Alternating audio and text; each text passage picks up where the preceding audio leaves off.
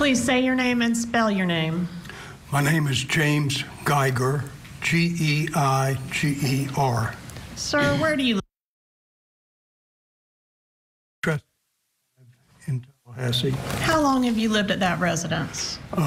It's getting pretty close to 50 years now, I think 48 or 49. All right. I want to take you back to July 18th of 2024. Now I've got an ad on me. Do you recall something unusual that happened that day? I'm sorry, I said 2024. 2014, sir. You know what case we're here about. Do you remember what happened on that date? Yes, I do. All right. Could you please tell our jurors how something unusual first got your attention? It was a Friday morning, about 10:30. My wife and I were sitting in our living room looking out towards Trescott Drive, out to the street.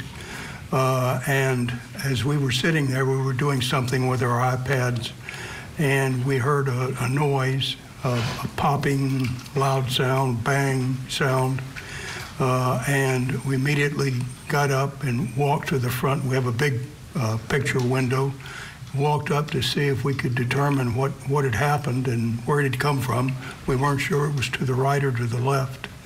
And, all right, let me pause you right there and show you a couple photographs that I have as marked as states 1, 2, and 3.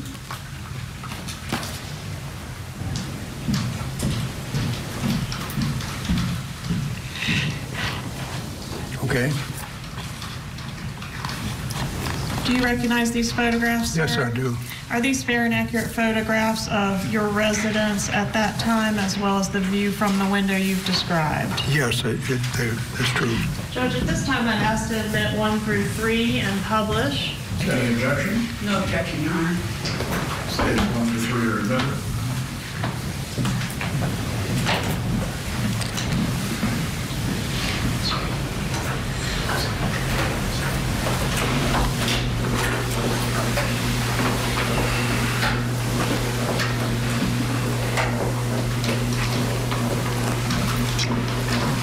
If we could publish states 1, please.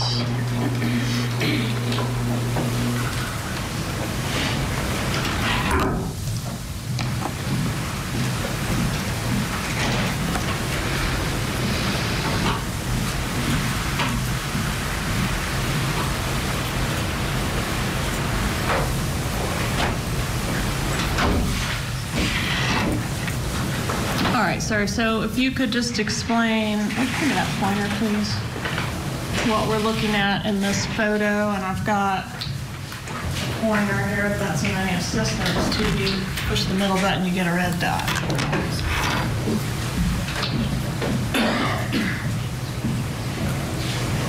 You don't have to use it. Oh, if you are going to use it, though, use it on the big screen, please, sir. All right, so just describe what we're looking at in this photo, states 1. This is taken from Trescott Drive. The house on the right is my house, and the house on the left was Danny's house. Okay, and the bay window that you've described, is that what is pictured in this portion of the photo right here? Yes, sir. Yeah, that's correct. So publish states 2, please.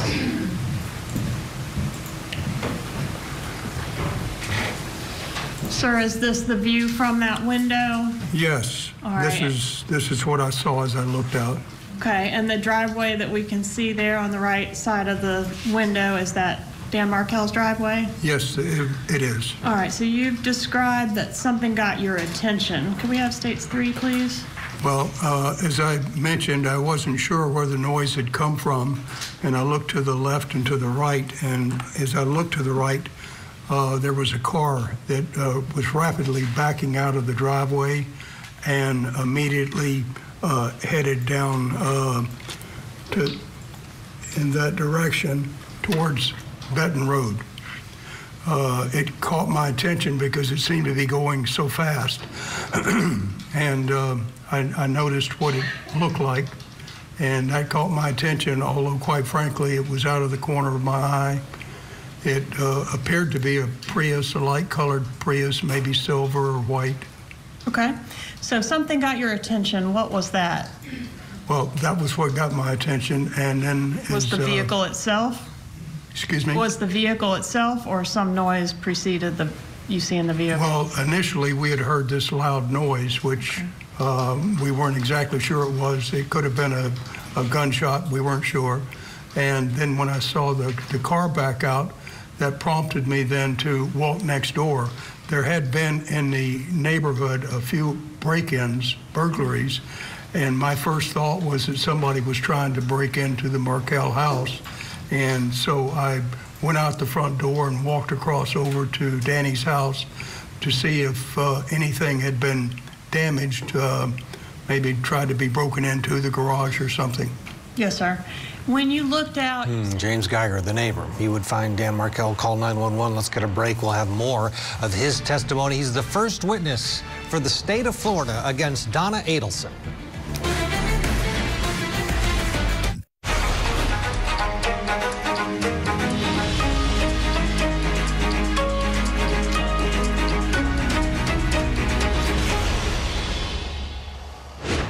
Welcome back to Court TV Live. Before we head back to Florida, California, Eric Menendez denied parole yesterday. Right now, Lyle Menendez is going through the same thing his brother did yesterday. It's underway. His parole hearing. We'll continue to bring you the latest from that as we'll see if he gets the same fate of his brother being denied parole.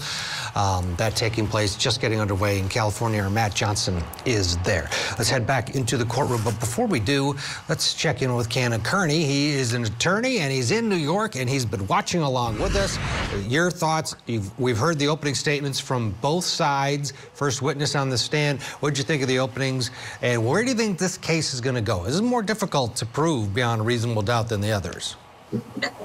Well, good morning, Ted. I know we're in Florida, but it seems like we're talking about Griselda Adelson instead of, just some grandmother. At this point, that's exactly what the state would want the jury to think of. So they're going to have to be able to prove that she actually conspired with her son through her son's girlfriend in order to get the hitmen to kill her former son-in-law. So all of these things will have to be shown. And I guess right now we're seeing the first witness who is essentially laying the stage of what occurred on that gruesome day. Maybe we're going to get text messages, emails, even the son himself to testify. All of these things will be necessary for a juror to say without a reasonable doubt that she actually conspired and was a part of her son-in-law's murder.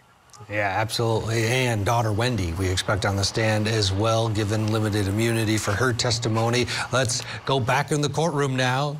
Dan Markel's neighbor is on the stand. His name is James Geiger, and he's talking about first hearing gunshots, then seeing a Prius, and then going over to the Markel house.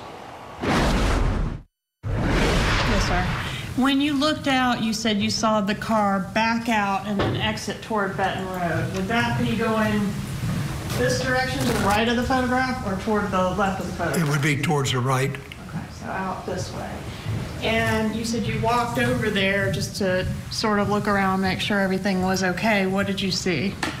As I approached his garage, I noticed that the garage door was open, his car was inside, and the motor was running.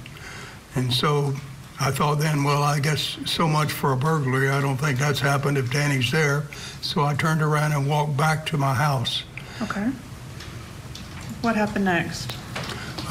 After that, I can't tell you why, but I just stood at my front window and looked out and waited for a few minutes, maybe 3 or 4, up to 5. And for some reason, it just didn't quite seem right. Danny hadn't backed out, and I thought by this time he should have backed out of his driveway, and he didn't. And so I said to my wife, I think something just seems wrong. I'm going to walk back over. And so I did that. All right. And what did you see when you got over there? Excuse me? What did you see when you got over there the second time? Well, when I went back the second time, I noticed that the garage door was still up, the car was still running. And this time I thought, maybe I better walk on into the garage. He's probably in the driver's seat. He's probably on the cell phone talking, but I just wanted to make sure everything was okay. Yes, And sir. so I walked into the actual driveway then, and I saw that the window, the driver's side window, had been shattered, and I stepped on glass at that same time. As I looked inside, I saw a bloody head, and the head was slowly moving back and forth, rolling back and forth, left to right. And I hollered immediately, "Danny, what happened?" And I didn't get any response other than the head rolling, and so I hollered again, "Danny, Danny, what's happened?" Still nothing. And at that point, I knew that I had to get the emergency medical team there as quickly as I could. I reached into my pocket to pull out my cell phone, which is where I normally keep it, and it wasn't there. And I thought, gee, I've left it back on the couch at the house. And so I quickly dashed back to the house, got the phone, and called 911. How many minutes do you estimate elapsed between the time you saw the Prius backing out, or really I should say the time you heard the loud bang, to the time that you were able to reach 911? Less than 10 minutes, more than 5 minutes, somewhere in there, I would say.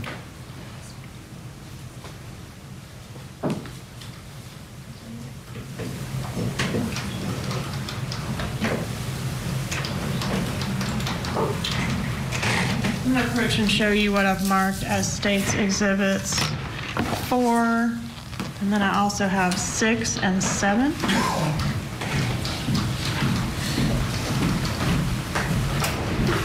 This is number 4, and I'll draw your attention to some initials on number 4, and then also 6 and 7. Do you recognize these photos? Yes, I do. All right, Judge, at this time I'd ask to move into evidence 6 and 7. Any objection? No objection. States 6 and 7 are admitted. Publish State 6, please. You may.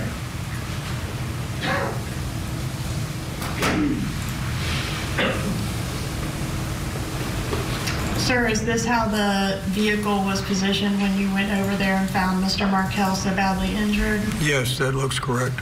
Publish State 7, please.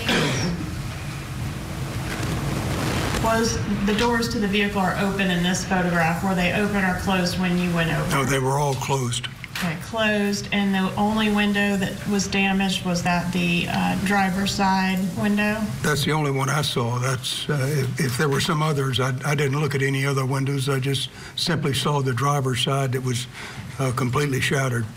All right, yes, sir. And States Exhibit 4, is this consistent with the type of vehicle that you observed in the driveway backing out that day? Yes, it was, although I didn't quite see that angle. Okay. Judge, at this time, I'd ask to introduce States 4. Any objection to States 4? No objection. Admitted at this time.